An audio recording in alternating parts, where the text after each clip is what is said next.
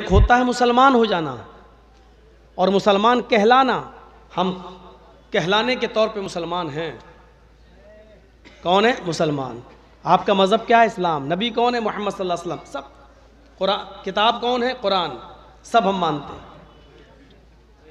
سوال یہ ہے کیا ہم مسلمان ہو کر کامیاب ہیں یا نہیں؟ کامیاب مسلمان ہم کیسے بنیں اور اپنی زندگی کو ہم کامیاب کیسے بنائیں؟ قرآن کریم ایک نسخہ بتاتا ہے ہماری زندگی کو کامیاب بنانے کا. سنیے. قد افلح المومنون. وہ مومن کامیاب ہو گئے. کون؟ وہ مومن. اب مومن کس کو کہتے ہیں؟ ہم اور آپ بھی ہیں، لیکن کامیاب ہیں یا نہیں اس پر نظر ڈالیں. اگر یہ اوصاف جو آگے قرآن نے بیان کیے ہیں وہ ہمارے اندر پائے جاتے ہیں تو ہم کامیاب ہیں، اور نہیں ہیں تو پھر اپنی قسمت کو روئیے اور یہاں سے فیصلہ کر کے اٹھیے کہ ہم مسلمان تو ہیں لیکن کامیاب مومن نہیں. قد افلح المومنون. وہ مومن کامیاب ہو گئے. الذین هم فی صلاتہم خاشعون. پہلی صفت ان کے اندر یہ ہونی چاہیے کہ وہ اپنی نمازوں کے اندر خشوع اور خضوع پیدا کرتے ہیں. جو اپنی نمازوں میں خشوع اور خضوع برتتے ہیں، جو اپنی نمازوں میں خشوع اور خضوع کے ساتھ نماز کی ادائیگی کرتے ہیں. یا نماز پڑھنے کا معاملہ ہی نہیں ہے. نماز جو پڑھتا نہیں ہے وہ مسلمان ہے یا نہیں وہ ایک الگ بحث ہے. یہاں نماز پڑھنے والوں سے کہا جا رہا ہے جو اپنی نماز میں خشوع اور خضوع برتتے ہیں، خشوع اور خضوع کے ساتھ نماز پڑھتے ہیں. ہماری نمازوں کا حال کیا ہے وہ ہمیں معلوم ہے. آپ الاصابہ فی تمیز الصحابہ حافظ احمد ابن حجر العسقلانی رحمۃ اللہ علیہ کی مایہ ناز تصنیف ہے.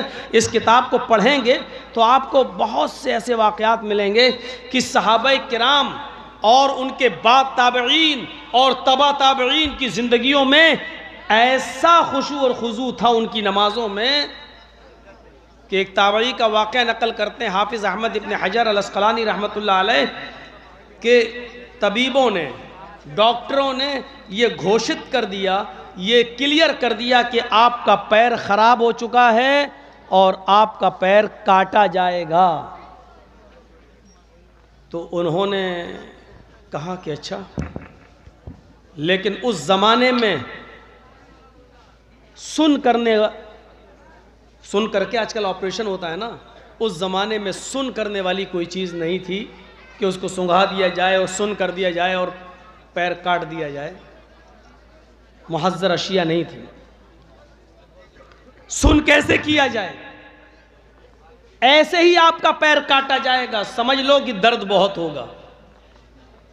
تو یہ بزرگ تابعی کیا کہتے ہیں طبیب سے، حکیم سے، جراح سے کہ ٹھیک ہے، میں کرسی پر، اس زمانے میں کوئی اونچی اسٹول ٹائپ کی کوئی چیز لکڑی کی بنا دی گئی، میں اس پر بیٹھ جاؤں گا. کھڑے ہو کر نماز پڑھنے کی طاقت نہیں ہے میرے اندر، میں بیٹھ جاؤں گا اور جیسے ہی میں اللہ اکبر کہہ کر نیت باندھ لوں تم اپنا آپریشن شروع کر دینا اور میرا پیر کاٹ دینا. اس لیے کہ نماز کی حالت میں اللہ کی عبادت میں اتنا منہمک ہو جاتا ہوں کہ دنیا و ما فیہا سے میں غافل ہو جاتا ہوں. مجھے دنیا و ما فیہا کا پھر احساس نہیں ہوتا. اس لیے نماز کی حالت میں اگر تم میرا پیر کاٹو گے تو مجھے تکلیف نہیں ہوگی. حافظ احمد ابن حجر العسقلانی جیسی شخصیت اس واقعے کو نقل کر رہی ہے الاصابہ میں. اب آپ اندازہ لگا سکتے ہیں کہ ان کی نمازیں کیسی تھیں اور ایک ہماری نمازیں. اللہ اکبر. امام صاحب نے تھوڑا سا اگر الف لام میم کا رکوع شروع کر دیا، پتہ نہیں 2.5 پارے کے پورا رکوع نہ پڑھنے لگے، داڑھی بھی کھجانے لگتے ہیں، اور دوسری رکعت میں گھڑی پہ بھی نظر پڑ جاتی ہے، کتنی ایسے بھی ہو جاتا ہے۔ بہت سے لوگوں کو آپ دیکھیں گے نماز کی حالت میں، دیکھیے گا، اور تھوڑا سا اگر مچھر بھی بیٹھ کے کاٹ لیتے ہیں، ہماری نمازوں کا یہ حال ہے۔ یہ موجودہ دور کی حالت بتا رہا ہوں میں، ہماری نمازیں آج کل ایسی ہی ہیں۔ پھر موازنہ کیجیے آپ، ان کا پیر کاٹ دیا گیا اور اس آدمی نے نماز کی حالت میں آہ بھی نہیں کیا، منہ سے آہ بھی نہیں نکالا، پیر کٹ گیا اور یہ اپنی نماز میں مصروف رہے، اشارے سے رکوع ہوتا رہا اور سجدہ ہوتا رہا۔ تو مومن کامیاب مومن بنیے، اور کامیاب مومن کی پہلی صفت کیا بتائی جا رہی ہے؟ الذین ھم فی صلاتہم خاشعون، جو اپنی نمازوں میں خشوع اور خضوع برتتے ہیں۔ نمازیں جو نہیں پڑھتے ہیں وہ ایک الگ میٹر ہے، ان کو مسلمان مانا بھی جائے یا نہیں مانا جائے، پھر اس میں بھی علماء کا ایک بہت زبردست اختلاف ہے، لیکن مجھے وہ مسئلہ معلوم ہے کہ کسی نے عبداللہ ابن باز رحمت اللہ علیہ سے پوچھا، سعودیہ کے سب سے بڑے مفتی سے پوچھا، ایک عورت نے، کہ میرا شوہر نماز کا عادی نہیں ہے، میں بہت سمجھا چکی ہوں لیکن وہ نماز نہیں پڑھتا، تو ایسی صورت میں اس سے کیا طلاق کا مطالبہ کروں؟ اور میرے طلاق کے مطالبہ کرنے پر بھی وہ طلاق نہ دے تو پھر کیا میں اس کے ساتھ مجبوری میں رہوں؟ تو اس کا جواب عبداللہ ابن باز سعودیہ کے سب سے بڑے مفتی تھے، انہوں نے اس کا جواب یہ دیا کہ میری بہن تمہاری سچویشن تو بہت ہی خراب ہے، پہلے اپنے شوہر کو سمجھاؤ، اور تم کہتی ہو کہ میں نے بہت سمجھایا لیکن وہ اپنی روش نہیں بدلا اور نماز نہیں پڑھتا۔ تو پھر عبداللہ ابن باز نے فتویٰ دیا کہ پھر ایسے شوہر کا تمہارا اس شوہر کے ساتھ رہنا جائز نہیں ہے۔ کہا کہ پھر وہ مجھے طلاق نہیں دے، تو کہا اس کو طلاق دینے کی ضرورت ہی نہیں ہے، کیونکہ وہ آدمی اسلام کے ایک بہت بڑے رکن کو چھوڑتا ہے، اس لیے وہ اسلام کے اندر داخل ہی نہیں ہے، لہذا جب وہ اسلام کے اندر داخل نہیں ہے تو پھر ایسے شخص کے ساتھ تم کیسے رہ سکتی ہو جو غیر اسلام کے اندر ہو، جو اسلام کے اندر داخل نہ ہو؟ لہذا تم آزاد ہو اور چند لوگوں کو بٹھا کر اعلان کر دو کہ میں اس آدمی کے ساتھ نہیں رہوں گی، اور ایک پیریڈ، ایک مہینے کا، ایک حیض کا ایک پیریڈ جو عورتوں کو مہینہ آتا ہے MC، اس کا انتظار کر کے تم دوسرا نکاح کر سکتی ہو کسی مومن سے۔ یہ عبداللہ ابن باز، یا تو نماز ہی نہیں پڑھتے۔ میں یہاں ان کی بات نہیں کر رہا ہوں جو نماز نہیں پڑھتے، جو پڑھتے ہیں ان کے لیے الذین ھم فی صلاۃ، پھر وہ بھی نماز نہیں، اللہ اکبر اللہ اکبر سمع اللہ لمن حمدہ اللہ اکبر، وہ کوے کی چونچیں جو ماری جاتی ہیں، وہ اس کا بھی ذکر میں نہیں کر رہا ہوں۔ خشوع اور خضوع، خشوع اور خضوع،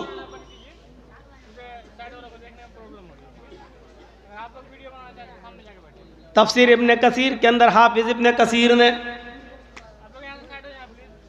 نقل کیا ہے کہ صحابہ کرام جب نمازیں پڑھا کرتے تھے تو ان کی نمازوں میں ایسا خشوع اور خضوع ہوتا تھا کہ پرندے جو اڑا کرتے تھے ان کو کھڑا ہوا دیکھتے تھے تو ان پرندوں کو یہ محسوس ہوتا تھا کہ کوئی سوکھا درخت کھڑا ہے، اور وہ پرندے ان کے سروں پر آ کر سوکھا ہوا درخت سمجھ کر ان کے سروں پر آ کر بیٹھ جایا کرتے تھے، بالکل ہلنا ڈلنا نہیں، بالکل نہیں، سجدے کی جگہ پر نظر عبد الرحمن ابن مہدی ایک جلیل القدر محدث گزرے ہیں، کوفہ یا بصرہ کے رہنے والے تھے۔ اتفاق سے ان کو مدینہ میں سفر کی ضرورت پیش آئی، یہ مدینہ میں انٹری کرتے ہیں۔ عبد الرحمن ابن مہدی مدینہ کے اندر انٹری کرتے ہیں اور اسی مسجد کے اندر نماز پڑھنے چلے جاتے ہیں جس مسجد کے اندر امام مالک رحمت اللہ علیہ نماز پڑھایا کرتے تھے۔ نماز کا وقت ہو گیا، امام مالک نماز پڑھانے کے لیے کھڑے ہو گئے۔ عبد الرحمن ابن مہدی کے کاندھے کی اوپر ایک چادر تھی، ہوتا نا ہم لوگ سفر کر رہے ہیں تو گمچھا ڈال دیا اپنے سر پہ، نکل گئے، پسینہ نکلا پوچھ لیا، پھر کندھے پہ گمچھا ڈال لیا۔ عبد الرحمن ابن مہدی کے کاندھے پر ایسی گمچھے ٹائپ کی چادر تھی، انہوں نے نماز شروع کرنے سے پہلے وہ چادر اتاری اور انہوں نے اپنے سامنے رکھ دی۔ جیسے ہم لوگ نماز پڑھتے تو چشمہ اتارا اور چشمے کے ڈبی میں رکھا اور آگے رکھ دیا، یا کوئی رومال منہ پوچھا اور آگے ڈال دیا، اللہ اکبر، کھڑے ہو گئے۔ ایسے ہی عبد الرحمن ابن مہدی نے اپنے کاندھے سے چادر اتاری اور وہاں پر اپنے سامنے رکھ دیا۔ مدینے کے اندر یہ ایک نئی چیز، نیا کام ہو گیا۔ امام مالک نے اللہ اکبر کہہ کر نماز پڑھانا شروع کر دیا، لیکن لوگ عبد الرحمن ابن مہدی کو دیکھ رہے ہیں کہ انہوں نے کیا کیا۔ اپنے کاندھے سے چادر اتاری اور صف میں اپنے سامنے انہوں نے چادر کو رکھ دیا۔ بہرحال سب لوگوں نے نماز پڑھ لی، اور نماز پڑھنے کے بعد جب امام مالک رحمت اللہ علیہ نے سلام پھیرا، السلام علیکم ورحمت اللہ، السلام علیکم ورحمت اللہ، جب نماز پڑھا کر سلام پھیرا تو لوگوں کی نظریں امام مالک کی طرف تھیں۔ امام مالک رحمت اللہ علیہ سے سوال، نظروں میں سوال ہو رہا تھا، یعنی مصلی جو نماز پڑھ رہے تھے انہوں نے امام مالک سے کہا، اس آدمی نے تو نماز کی حالت میں نماز کے اندر اپنے کاندھے سے چادر اتار کر اپنے سامنے ڈال دی ہے۔ امام مالک رحمت اللہ علیہ نے اس آدمی کو، جانتے نہیں تھے کہ یہ محدث جلیل ہے عبد الرحمن ابن مہدی، بہت بڑے محدث، حدیث کے جانکار، لیکن اپنی پولیس کو جو مدینے کے اندر جو نگرانی کرتے تھے اس پولیس والوں کو بلایا اور عبد الرحمن ابن مہدی کے بارے میں حکم دیا، اس آدمی نے جو چادر سامنے ڈال دی ہے نماز پڑھنے کے دوران، اس آدمی کو پکڑو اور قید خانے کے اندر ڈال دو۔ جیل کے اندر ڈال دیا، قید خانے کے اندر ڈال دیا۔ لیکن اتفاق دیکھیے، شام تک امام مالک کو پتا چلا کہ جس آدمی کو ہم نے گرفتار کر کے جیل میں ڈالا ہے وہ تو اپنے علاقے کا بہت بڑا محدث ہے، بہت بڑا عالم ہے، اس علاقے کے لوگ اس کو بہت بڑا امام مانتے، بہت بڑا محدث مانتے ہیں۔ پھر دل میں سوچا اتنا بڑا امام ہے، اتنا بڑا محدث ہے، اس کو یہ نہیں معلوم کہ نماز کے اندر اس نے اپنی چادر اٹھا کر اور سامنے ڈال دی۔ امام مالک رحمت اللہ علیہ جاتے ہیں اور قید سے اس کو چھوڑنے کا حکم دیتے ہیں، جیل سے اس کو چھڑاتے ہیں اور کہتے ہیں کیا تم عبد الرحمن ابن مہدی ہو؟ انہوں نے کہا ہاں، فلاں فلاں علاقے کے تم بہت بڑے محدث مانے جاتے ہو؟ کہا جی ہاں۔ امام مالک رحمت اللہ علیہ نے کہا احدثت فی مسجدنا شیئا لا نعرفہ، تم نے آج ہماری مسجد کے اندر ایک ایسی چیز ایجاد کر دی جس کو ہم اس سے پہلے نہیں جانتے تھے۔ ہمارے پورے مدینے کے اندر کوئی بھی شخص نماز کی حالت میں اپنے سامنے کچھ نہیں رکھتا ہے، تم نے آج ایک نئی چیز ایجاد کر دی ہمارے مدینے کے اندر۔ وَشَغَلْتَ الْمُصَلِّينَ بِالنَّظْرِ إِلَيْهِ، اور تم نے نماز پڑھنے والوں کی نظروں کو اپنی طرف مائل کر دیا، سارے نمازی تمہاری چادر کو دیکھنے لگے، ان کی نمازوں میں ڈسٹرب ہو گیا۔ آئندہ خیال رکھنا